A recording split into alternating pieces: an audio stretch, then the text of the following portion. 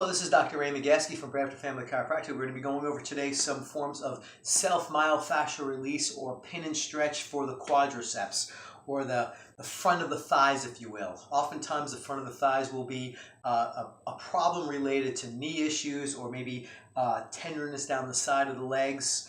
What we're going to do in this case is we're going to try to release some of this tissue on our own using some tools at home.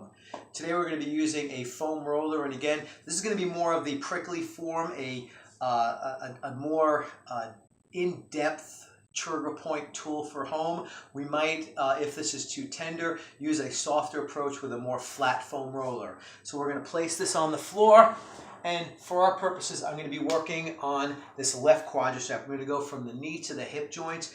And for this test, or for this treatment, we're going to be seeing if we can work small individual spots as we work our way up the hip. I'm going to be placing most, if not all, of my body weight on that foam roller onto this left hip. I'm looking for a nice little trigger point, and I'm going to be bringing my knee up to start with it. And once I find a tender little spot, I'm going to just gently lower my leg to the ground.